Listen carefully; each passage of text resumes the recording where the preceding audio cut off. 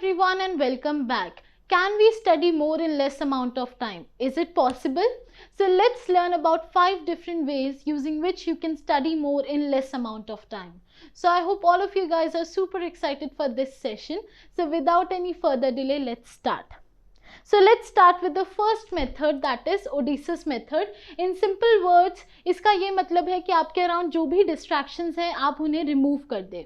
For example आपने decide करा है कि आज आप एक टॉपिक को कवर करेंगे, किसी भी सब्जेक्ट का वो टॉपिक हो सकता है, आप स्टडी करने वाले हो और आपने डिसाइड करा है कि आज आप ये 2 टॉपिक फॉर एग्जाम्पल कवर करोगे.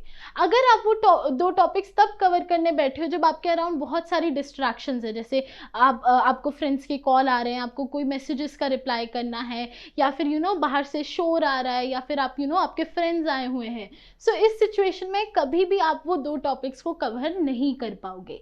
मीनवाइल अगर हम एक ऑपोजिट सिचुएशन देखें, जब आप बैठे हो, आपके अराउंड कोई डिस्ट्रैक्शन नहीं है. कोई डिस्ट्रैक्शन का ये भी मतलब है कि आपका मोबाइल फ़ोन भी आपके पास नहीं है. सो आई कैन गारंटी कि आप वो 2 टॉपिक से ज़्यादा टॉपिक्स भी कवर कर पाओगे.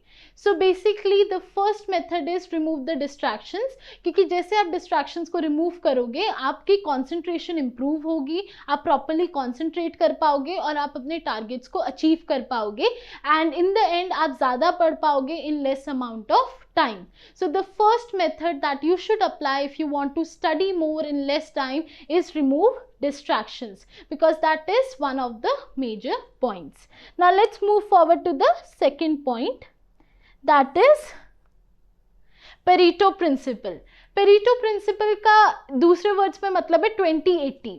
इसका क्या मतलब है? बेसिकली आपके पास ऐसे 20% टॉपिक्स होंगे जो बहुत टफ है, राइट? जब भी हम सिलेबस देखते हैं 100% होता है सिलेबस, राइट? उसमें से 20% टॉपिक्स ऐसे होंगे जो टफ भी होंगे और मे बी शायद वो टफ नहीं है बट आपको टफ लगते हैं, right?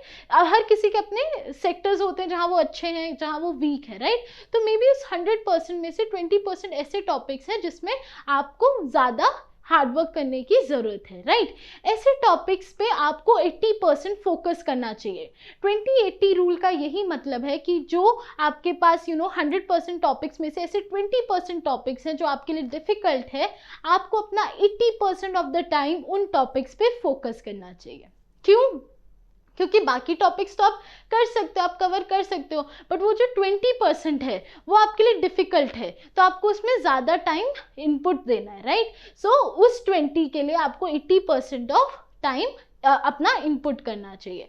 So the second principle, Pareto principle, आपको 20-80 रूल समझाता है, जिसके अकॉर्डिंग कि जो आपके लिए 20% टॉपिक्स डिफ़िकल्ट हैं आप उस पर ज़्यादा फोकस कीजिए compare to the other topics. So I hope this principle is clear to everyone. Now let's move forward to the third point, that is Pomodoro rule. Basically इसका दूसरा नाम है spaced repetition और ये आप सबने सुना भी होगा. Basically एक ऐसा लॉजिक है कि जो टॉपिक्स डिफ़िकल्ट हैं आपको उनको ज़्यादा बार देखना चाहिए, ज़्यादा बार पढ़ना चाहिए compare to the topics that are easy, right? So इसका ये मतलब है कि फॉर एग्जाम्पल आपके पास 3 ऐसे टॉपिक्स हैं जो बहुत डिफ़िकल्ट हैं और 5 ऐसे टॉपिक्स हैं जो बहुत इजी हैं कंपेयर टू देम, ओके? तो आपको ये करना चाहिए कि ये जो 3 टॉपिक्स हैं जो डिफ़िकल्ट है आपको इनको ज़्यादा बार पढ़ना चाहिए, क्योंकि यही प्रॉब्लम कॉज करेंगे, राइट? क्योंकि अगर आपको ये 3 टॉपिक अच्छे से आ गए तो आप ईजी वाले तो कवर कर ही पाओगे. सो बेसिकली स्पेस्ड रिपीटिशन का ये लॉजिक है कि जो डिफ़िकल्ट टॉपिक्स हैं आप उनको ज़्यादा फ्रीक्वेंटली रिवाइज करो compare to the ones that are easier. So difficult वाले पे ज़्यादा फोकस करो, ईजी वाले पे भी फोकस करना है. ऐसा नहीं है कि ईजी वाले को पढ़ना ही नहीं है, ईजी वाले टॉपिक्स पे भी फोकस करो, बट कंपैरिजन में डिफिकल्ट वाले के लिए ज़्यादा फोकस और जो ईजी है उनके लिए कम फोकस, मतलब कम अमाउंट ऑफ टाइम, कम टाइम रिवीजन. क्योंकि डिफिकल्ट वाला क्लियर हो गया तो आप ईजी को भी नॉर्मल पढ़ाई के साथ क्लियर कर पाओगे with normal amount of focus. I hope these 3 principles are clear to you. Now let's move forward to the next way, so basically Parkinson's principle है। ये प्रिंसिपल तो हम सबने बचपन से सुना है कि एक डेडलाइन सेट करो और उस डेडलाइन को ब्रीच मत करो, right. And in another words that is Parkinson's principle. एक डेडलाइन सेट कीजिए, फॉर एग्जाम्पल आपके एग्जाम्स हैं 1 वीक आफ्टर, राइट। आपने डिसाइड करा है कि आपके पास अलग अलग टॉपिक्स हैं और आज आप एक चैप्टर को कंप्लीट करोगे। सो अगर आपने वो डेडलाइन सेट करी है कि आज आप एक टॉपिक या एक चैप्टर को कवर कर रहे हो, सो मेक श्योर कि आप उसे कवर करें, अपनी डेडलाइन को ब्रीच मत कीजिए। ऐसा मत करिए कि मे बी आपकी डेडलाइन ओवर होने वाली है और आप सोचे इतना सा रह गया, मैं ये कल कंप्लीट कर लूंगा। That is wrong. अगर आपने एक डेडलाइन सेट करी है तो वो सेट इसलिए करी है ताकि आप उसे ब्रीच ना करें। सो मेक श्योर कि अगर आप कोई डेडलाइन सेट कर रहे हैं, पहले तो आप उसे ब्रीच मत कीजिए और मेक श्योर कि आप डेडलाइन सेट कीजिए, क्योंकि इससे आपका फोकस बढ़ेगा। You would have that I need to complete this, I have a deadline. And make sure कि आप अपनी डेडलाइंस को इजी मत मानिए कि ओके कुछ नहीं होता, डेडलाइन मिस हो गई। ऐसे करने से आप अपना फोकस लूज करते हैं और आप मे बी अपने टारगेट्स को अचीव ना कर पाए। So what you need to do is focus 100% बनाने के लिए डेडलाइन सेट कीजिए and do not breach those deadlines. So that was the 4th principle. Now let's move forward to the 5th principle, that is active recall. Active recall का अगर मैं simple languages में आपको समझाऊं, make notes and study yourself. Basically क्या होता है, जब हम कोई टॉपिक पढ़ रहे होते हैं तो हम लोग बुक से रीड करते हैं एक तरीका, दूसरा हम लोग ऑनलाइन आर्टिकल्स या वेबसाइट्स विजिट करते हैं, या फिर अगर हमें टॉपिक को समझना है तो कई बार हम लोग वीडियो लेक्चर्स देखते हैं, राइट। अब जब आप ये तीनों काम कर रहे हो, राइट, अब आपको इसका समझ कब आएगा? आपने तीनों चीजें करी, आपने एक टॉपिक के लिए में भी वीडियो भी देखी, आपने अलग अलग वेबसाइट से उसके बारे में पढ़ा भी, और मे बी आपने जो बुक में दे रखा था कंटेंट वो भी पढ़ा, बट आपको वो टॉपिक तब तक अच्छे से समझ नहीं आएगा जब तक आप उसको खुद नहीं समझोगे। खुद नहीं समझोगे जब तक आप उसके नोट्स नहीं बनाओगे इन योर लैंग्वेज। बेसिकली वो जो आपने वीडियो में देखा वो आपको समझ आ गया, बट आपको वो रिमेंबर भी करना है, राइट। आप वो भूल नहीं सकते। उसके अलावा जो आपने आर्टिकल्स पढ़े, समझ आपको सब आया, बट जब तक आप उन आर्टिकल्स या वो वीडियो का खुद के वर्ड्स में एक मतलब नहीं निकालोगे, आपको वो कॉन्सेप्ट क्लियर नहीं होगा। आप वो कॉन्सेप्ट मे बी आपको 2 दिन तक वो याद रहेगा, बट इन लॉन्ग रन आप उस कॉन्सेप्ट को भूल जाओगे।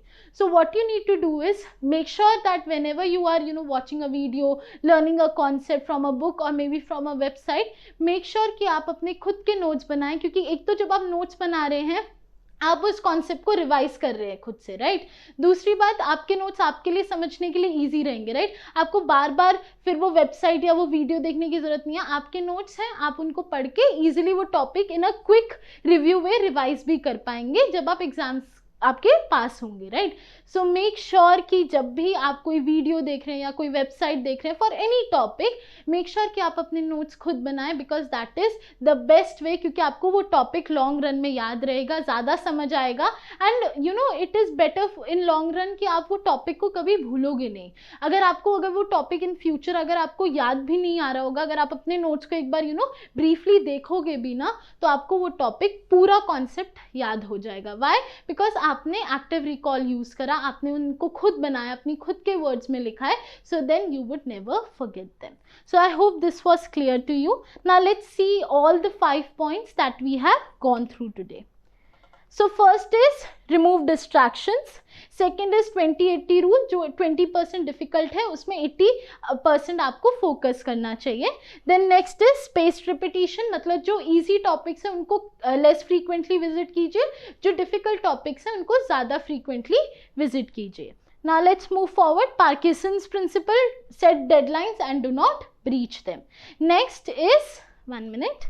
Next is active recall, make your own notes, right, make your own notes. इसमें एक और चीज़ अप्लाई होती है, कई बार जब हम लोग कोई कोडिंग प्रॉब्लम सॉल्व कर रहे होते हैं तो हम किसी क्वेश्चन पे स्टक हो जाते हैं, राइट। तो मे भी कई बार हम क्या करते हैं, उस क्वेश्चन के एडिटोरियल पढ़ते हैं या वीडियो देखते हैं, या फिर हम लोग कई बार सोल्यूशन भी चेकआउट करते हैं। अगर आप ऐसा कुछ कर रहे हैं, then you need to make sure कि आप वो कोड भी खुद करें. ऐसा हर किसी के साथ होता है कि वो किसी न किसी प्रॉब्लम पे कभी ना कभी स्टक हो जाते हैं, बट मेक श्योर अगर आप किसी भी वे में उसका सोल्यूशन चेक कर रहे हो, आपको वो सोल्यूशन खुद भी करना है, क्योंकि जब तक आप वो सोल्यूशन खुद इंप्लीमेंट नहीं करोगे आपको वो प्रॉब्लम कभी एक्चुअली सॉल्व नहीं होगी आपसे. क्यों? क्योंकि मे बी आपको 5 डेज तक उसका सोल्यूशन याद है, कॉन्सेप्ट भी याद है, बट मे बी 2 मंथ्स बाद अगर आप उसी प्रॉब्लम के क्रॉस आओगे आपसे वो सॉल्व नहीं हो पाएगी, क्योंकि कभी आपने उसको इंप्लीमेंट नहीं करा. आपने सोल्यूशन देखा, आपने सोल्यूशन अच्छे से समझा, बट जब तक आप उसे इंप्लीमेंट नहीं करते वो आपको याद नहीं होगा. So make sure that if you are solving a coding problem और if you are learning anything, make sure that you do it yourself. Okay, now let's summarize today's session with the quote. So let's read that. A dream does not become reality through magic. It takes sweat, determination and hard work. So if you want to make your dreams come true, make sure that you put in sweat, determination and hard work. So this is a quote by Colin Powell, and I hope you guys have learned something new in this session, and I hope this would be helpful for you for your upcoming exams and in a long run during your entire journey. So I hope this video was helpful for you. If you guys have enjoyed this video, make sure you click on the like button and do subscribe our channel. And thank you so much everyone for joining me today. Thank you.